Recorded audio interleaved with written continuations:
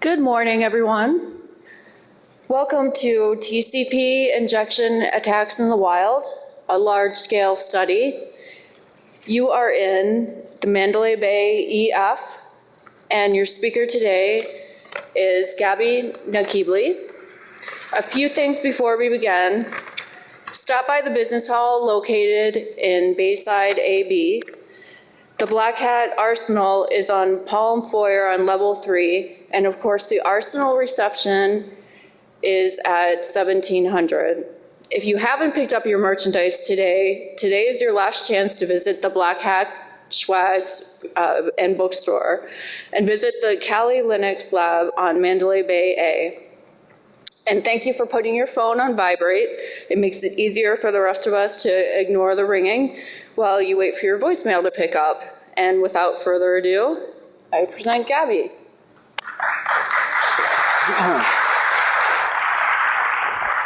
Hi everybody, thank you all for coming. Today I'm really excited to share with you some interesting results of a large-scale survey we've conducted in order to search and analyze TCP injection attacks in the wild. Throughout the study we have examined more than 1.5 petabits of web traffic coming in from web servers having in total 1.5 million unique IP addresses. To the best of our knowledge, this is the first large-scale internet survey of this scope that aims to study the practice of TCP injection attacks in the wild. What we wanted to do is to understand what kind of TCP injection attacks are currently going on in the wild, to what purpose, and who are the entities behind those injections. The collaborators in this research were Jamie Shkolnik and Yossi Rubin. Before we begin, just a quick introduction. Again, my name is Gabi Nakibly, and I'm a fellow at the National Lab in Israel, which is part of a larger company called Rafael. I'm also an adjunct lecturer and researcher at the Technion, and I spend most of my time doing network security research. Okay, so this is my agenda for the talk. First off, I will define exactly what is TCP injection and how we can identify TCP injections. Then I will touch on the networks we monitored, in which we identify those injections. Then I will explain, I will give you several examples of the TCP injections we have found and what purpose they served. And I will describe our attempt to identify the entities behind those injections. And finally, I will touch on a proposed client-side mitigation that aims to block those injections. Okay, so now let's start with the basics. What is exactly a TCP injection? A TCP injection is the event in which a third party adds to an existing TCP session a false packet. And the false packet is sent to either one of the peers of the TCP session as if it were a legitimate packet. In this study we focused only on HTTP session, on web traffic. And of course, TCP injection can only occur for unprotected traffic, so injection cannot occur for HTTPS. In addition, throughout our study, we've encountered practically all of the injections we encountered were done by on-path entities, meaning entities that has full control on the data path and can eavesdrop all the TCP, all the packets of the TCP session. Generally, they are an ISP, a government, or an attacker which compromised the router of an ISP or a government. Actually, throughout the presentation, I will show you an example of TCP injection attacks performed by all three of these entities. And we assume that the injections are done out of band, meaning that the injector does not update or delete or drop the legitimate packets. Later on, I will explain why we need to assume that, and I will also explain why indeed this assumption holds in practice. TCP injections are generally not a new technique. As an attack technique, they are not new. TCP injection probably is as old as TCP itself. It has been reported in the past that it is used by ISPs to throttle peer-to-peer traffic on their network by simply injecting TCP reset messages. It is also used for censorship by injecting 404 or 403 HTTP responses. Actually, numerous injections we have found indeed are censorship related, and of course discuss them later. And according to the Snowden documents, we know that the NSA is heavily invested in TCP injection attacks. They call it the quantum operation, and they actually inject malicious payload in order to compromise the client's machine. So now let me walk you through a typical progression of a TCP injection attack. Let's say we have on the right a web server that is trying to deliver content to the client on the left, and we have an attacker on the network or an injector that tries to modify in some way the website delivered to the client. Now, for the sake of the example, let's say that the content it wishes to alter resides on the third packet the web server is about to send to the client. So we start by having the web server send the first, first couple of packets, and afterwards the attacker crafts a forged packet with the forged content. And the important thing here is that the sequence number, the TCP sequence number of the forged packet must have the same sequence number as that of the legitimate third packet the web server is about to send to the client. So it sends it off to the client, and of course the actual server sends the legitimate third packet himself. Now, according to our assumption, this is an out-of-band injection. So the third packet, the legitimate packet, will not be dropped by the injector. So what we have here is actually that the client will receive two packets with the same sequence number, and this is a race between the two packets. If the forged packet arrives to the client before the legitimate packet, then the forged bytes will be processed by the TCP stack and will be delivered to the browser, and the legitimate packet will simply be dropped by the TCP stack as an unnecessary retransmission. The TCP stack will see the legitimate packet and it will say, okay, I already got those bytes with the same sequence number, I don't need them, and it will throw it away. And the client will see the forged website. Of course, if for some reason the legitimate packet would win the race, then of course the injection will be unsuccessful. Now, this is where we've done our monitoring, right on the border router of the edge network, very close to the client. This is where we search for injections. And we identified injections by pretty straightforward. We simply identified pair of packets that are in a race, meaning two packets in the same session that have the same sequence number, but a different payload. This is the crucial thing, a different payload. And this event should not happen in normal TCP session at all. And if it does happen, if two packets having the same sequence number carry a different payload, then this is very indicative of a TCP injection attack. Now, as you can see here, we are able to identify a TCP injection simply because the injector did not drop the legitimate packet. This is why we can do it. So probably most of you now ask yourself, why the heck wouldn't the injector drop the legitimate packet? It would make our life a lot harder to identify those injections. And the answer is simply performance and reliability. Most of the injections we have found are done by network operators. And for a network operator to drop a packet, it needs to deploy a middle box that has some kind of a logic that decides which packets to pass and which packet to drop.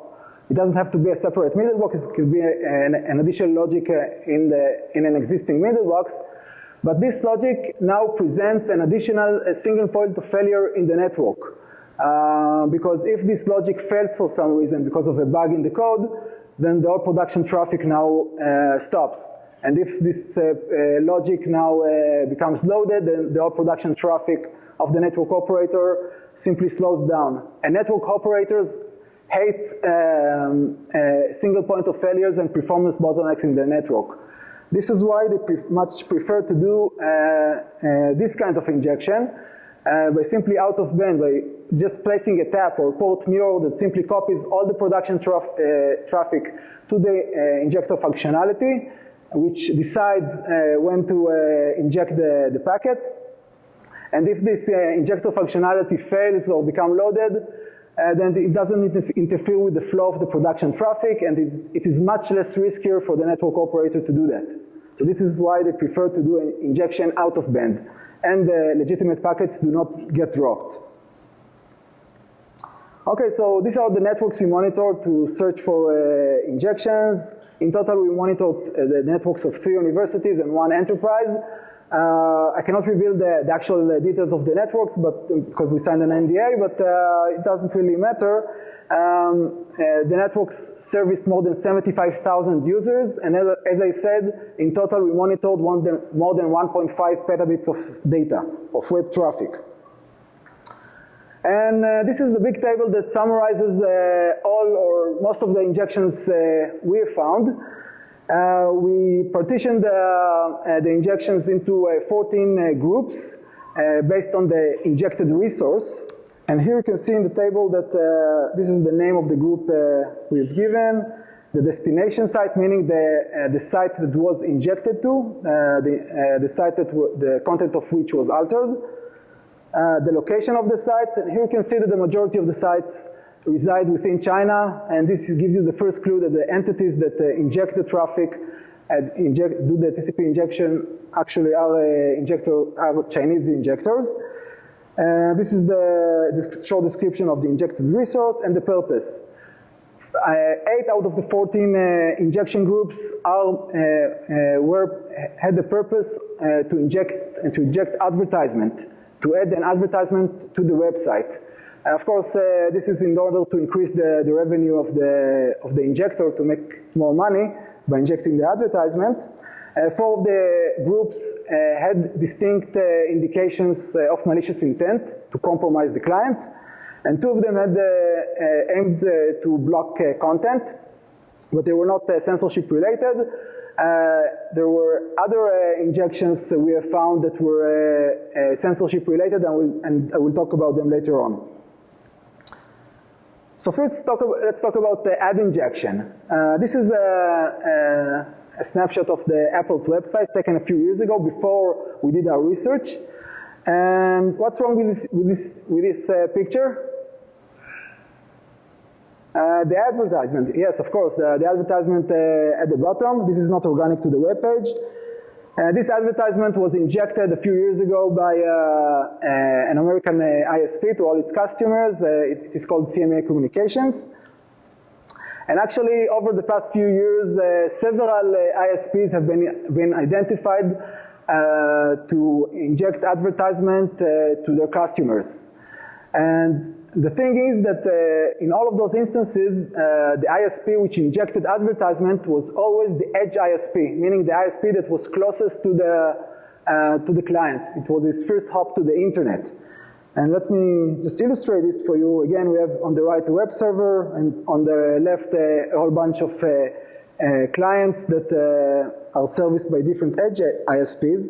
And let's say that one of them is an injector that wishes to inject advertisement. So that means that only the users that are serviced by that edge ISP will see the advertisement, and of course all the other users will not see the advertisement. So in general, up until our work, it has been general assumption that only edge ISPs inject advertisement. In this work, we are the first to notice that also non-edge ISPs also inject advertisement, and this is much more serious because now they can inject advertisement to all internet users because they simply control all the traffic coming out of the web server. So here is one of those injections. Here you can see here the user simply browsed to a website called tfkp.com, just doesn't really matter. And the website referred the user to a resource at cnzz.com. cnzz.com is a Chinese service that tracks user statistics, much like Google Analytics. So I assume that many websites in China uses this service. So this is the request to cnzz.com, and in response to that request, the user got two responses.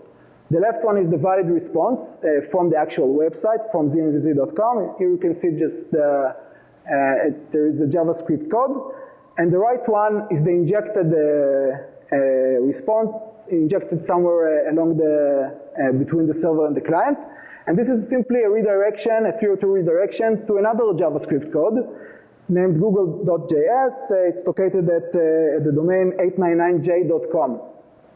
Now, after we analyze this JavaScript, we've seen that this JavaScript simply redirects the user through an affiliate ad networks until it reaches the Google's ad networks, and then the user is simply served with an advertisement.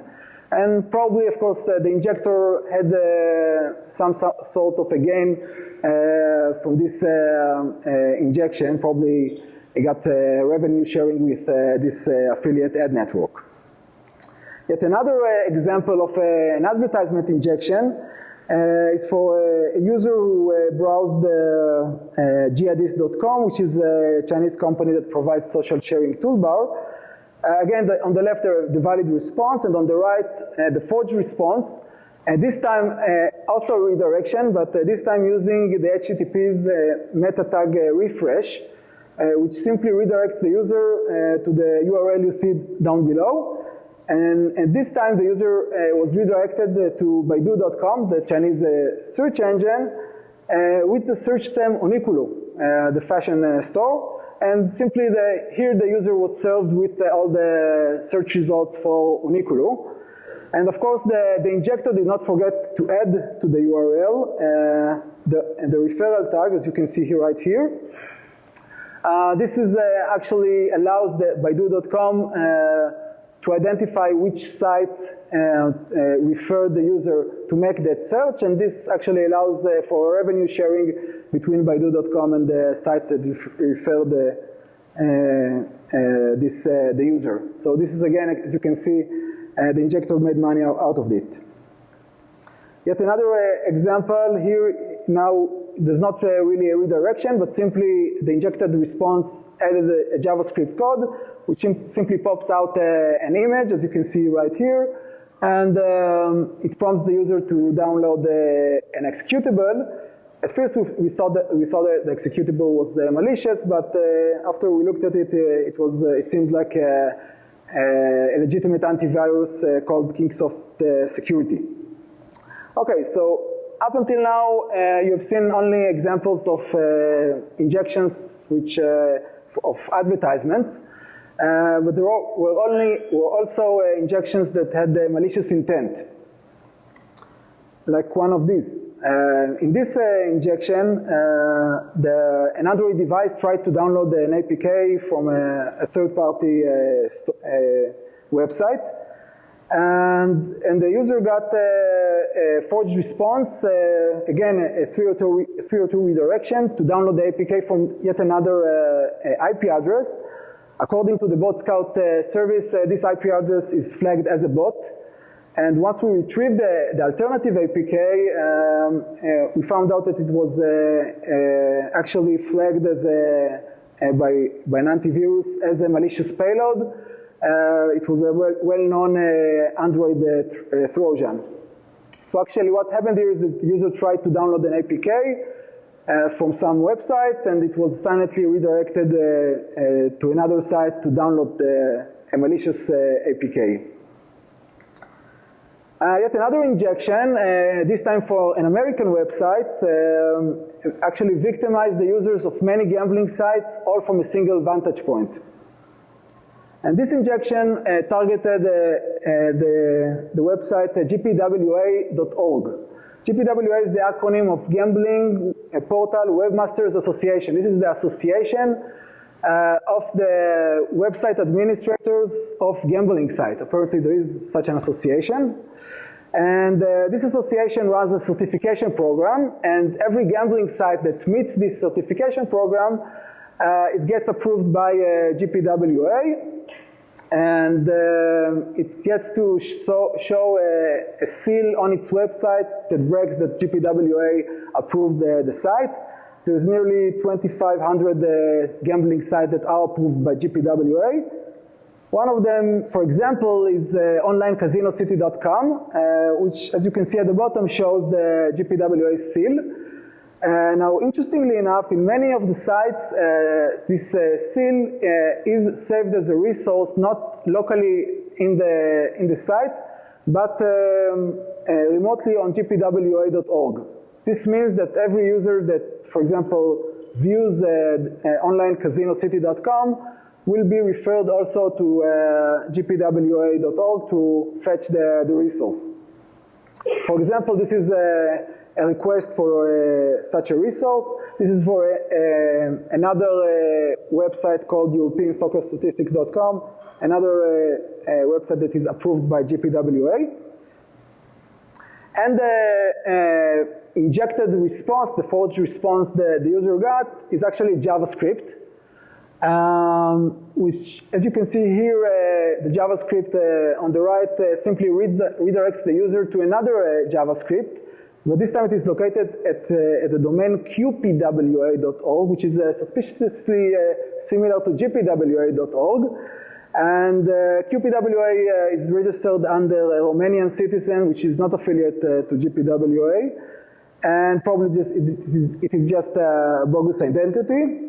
And actually, we learned that this injection only happens for once for every IP address, meaning that if there was an injection to a client, the client will not get injected again. And actually, if you can read this JavaScript, you will see that the JavaScript will not run twice on the same machine. So here the attacker was very careful not to run his malicious code twice on the same machine. Unfortunately, we couldn't retrieve the actual malicious JavaScript, but we talked to the GPWA folks, and we learned that probably what happened is that the attacker actually compromised one of the routers of their ISP and simply injected this forged response to all their users. And actually, okay, and probably what happened here is that the attacker compromised the client's browser. According to the GPWA folks, the only intention was to add the advertisement and the spoof affiliate tags, but probably my guess is that because the attack is so sophisticated, the attacker had to compromise the router and do all these injections. Probably it has greater ambitions, but I can't really know. So all the injections I've shown you so far were actually commercially motivated, both the advertisement injection and the malicious injections. All of them were serving the injector to make more money. There are another category of injections which are politically motivated and not financially motivated, which aim to do censorship. So indeed, we encountered numerous injections of censorship. All of them are by the Chinese government. And most of them look pretty much like this. They had the forbidden response code, 403, and this response body, we simply just show the user a laconic message that says due to laws and regulations, the site cannot be shown to the user. Now, the interesting thing here is that we monitored networks outside of China, which means that the Chinese government actually blocked users outside of China from accessing content within China. And this is in contradiction to the classic censorship in which the government blocks content of Chinese users, block Chinese users from seeing content outside of China. So here we learned that the Chinese government not only censors Chinese citizens, but also users outside of China, which is interesting.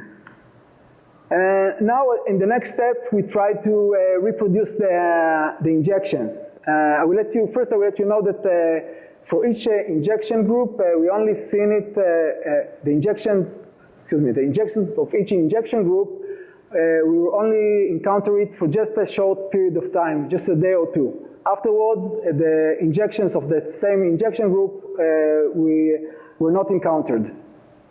So we tried to reproduce those injections again. We simply tried to send the original HTTP request that triggered the original injection we observed. And here are the results. Big fat nothing. None of the injections we were able to reproduce, simply zero. And this was actually a big disappointment. But after the initial publication of this work, came to the rescue a researcher named Eric Helvig, as you probably, or some of you may know him as the author of the popular network miner, and he also tried to reproduce the injections, and he was more successful than we are. He managed to reproduce 2 of the injection groups out of the 14. But after a few weeks, he also didn't manage to reproduce those injections too. So from all this, we come to the conclusion that probably commercially motivated injections are perhaps transient in nature. By the way, the censorship injections we were able to reproduce all the time, but this was less interesting for us because we knew that the Chinese government was involved. We wanted to reproduce the commercial injections. So probably those injections are transient in nature, meaning that the injector targets a certain website just for a day or two before it moves on to other websites. And this is probably just to be under the radar and to not draw too much attention. Maybe for a day or two the users will not notice the injection, or the site administrator will not spend too much effort to investigate this injection. So now we turned our attention to find out what is the identity of the actual injectors behind those injections. First, we tried, of course, to identify those injectors, but quickly we realized that it was nearly impossible because there is not really any identified information inside the injected payload. So actually what we tried to do is identify the location of the injectors, from which network the injected packet was triggered. And more specifically, we tried to identify the autonomous system from which the injected packet was triggered. By identifying the autonomous system, we can identify the entity that is responsible to the infrastructure from which the injected packet was triggered. And now I remind you that all the injections were performed on path, meaning that the injector had access to the infrastructure, so the entity that is responsible to that infrastructure has to be responsible for the injections. To do that, we used a simple heuristic based on the TTL value in the IP header of the injected packet. And in this we leverage the common insight that initial TTL values are usually have 4 distinct values. Most commonly they are either 32, 64, 128 or 255. This is the most common values for initial TTL. Values set by the operating system. For example, I think Linux, most flavors of Linux set the initial TTL value of their IP packets to 64, I think. And maybe Windows 255, but I don't really remember. But this is the most common values.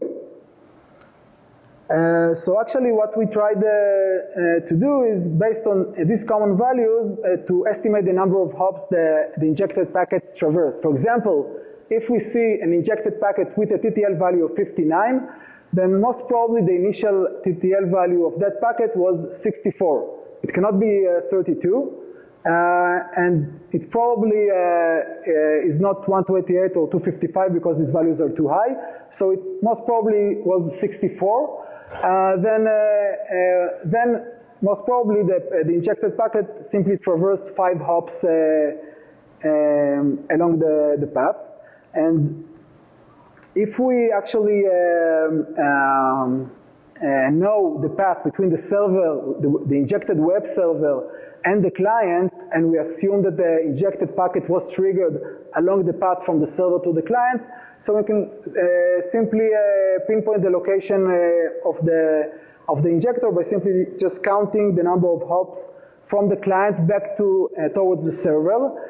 And in this case, the 5th hop from the client actually gives us the location of the injection. And these are the results of our analysis. As you can see here, in most of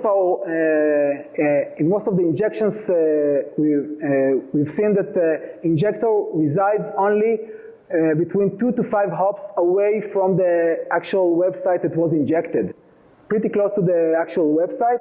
In all the cases, the injector resided within the autonomous system of the website, which is, if you think about it, it's pretty makes sense because the injector would like to sit as close to the web server as possible. And as you can see at the table, okay, it went out. Okay. As you can see here at the table on the bottom, these are the entities that are responsible for the ISPs that are responsible to this autonomous system. And as you can see here, the two ISPs were responsible for the majority of the injections: China Unicom and China Telecom, which are the perhaps the largest ISPs in China and all of Asia. And we are not certain that these actually were. These entities are, these entities are actually responsible, the direct cause for these injections, but they own the infrastructure, and we know that the injector sits on the infrastructure, so probably they are. The US ISP, Information Technology Systems, related to the GPWA case, and we know that this ISP was not responsible for the injection because the attacker simply compromised one of its routers. So for the last few minutes, I would like to touch on the mitigations of the injections. The best mitigation here is simply using HTTPS. If the TCP packets are authenticated, then they the injection cannot happen. Unfortunately, still many websites do not support HTTPS, so we wanted to now search for another mitigation which is dependent only on the client and allows it to block injections even if it cannot use HTTPS. So the naive approach here can be, for example, just search for REST packets on the incoming traffic to the client, exactly the same way as we did in our monitoring system, but just do it on the client. And but this only allows to detect the injection. In order to block the injection, we need actually to delay each and every packet for, say, like 200 milliseconds in order to make sure that the current packet do not have other packets that are racing it. Only after 200 milliseconds that we do not detect a race can we let the packet pass. And 200 milliseconds per packet builds up to a lot of delay. It substantially increases the load time. So actually an improved approach might leverage an insight we had while we investigated the injected packets. In almost all of the injected packets we have seen, the IP ID and the TTL values in the IP header of the injected packet had abnormal values, meaning they were not in sync with the TTL values and the IP ID of all the other packets in the injected TCP session. So we actually can leverage this by simply just delaying only the packets that show abnormal values of IP ID and TTL, and only for those packets search for erase. This allows us to delay only a very small fraction of the packets.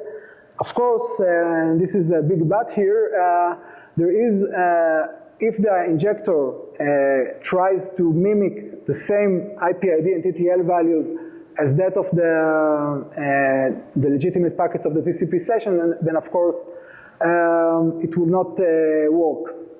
And this mitigation would not work. But still, at least the injections we've found, we've shown that, we've seen that all of the injections, the injector simply do not try to mimic the IPRD and TTL values.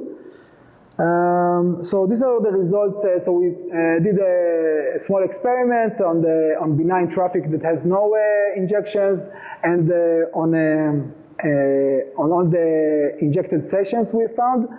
And indeed, the naive approach, as we expected, substantially increases the load time of the web page. However, the improved approach, which delays only the packets with the abnormal TTL or IPID value, had a much moderate increase, but it is on the expense of some missed injections. Again, injections that were their IPID or TTL value were not that different from the legitimate values of the other packets in the TCP session. Okay, so with that, I would like to conclude with the black hat soundbites. So these are my soundbites. The main takeaway from the presentation: TCP injection is a powerful technique that is deployed currently on the internet by ISPs, government, and attackers. We learned that Chinese ISPs add rogue advertisements to websites accessed by all internet users, not only the Chinese users.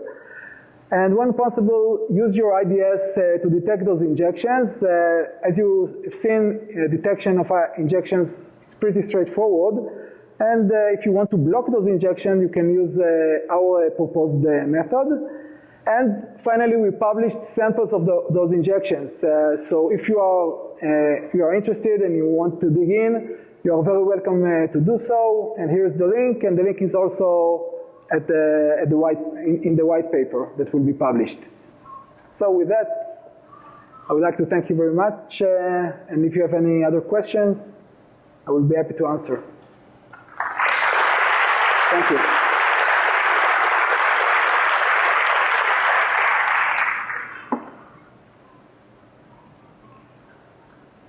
Okay. Yes, please. Yes. How the hackers guess the TCP sequence? This is because they are at the on path and actually can see the TCP sequence number of the legitimate TCP session. So they don't have to guess, they simply see it. Okay? Observe the sequence numbers. Yeah. Doesn't the point vector be aware of the content it's overriding? Yes, the injector is always aware beforehand of the actual content of the original website. It does its homework. It knows exactly what it wants to inject and what is the original content and where it should be injected. So the injector is well prepared for this.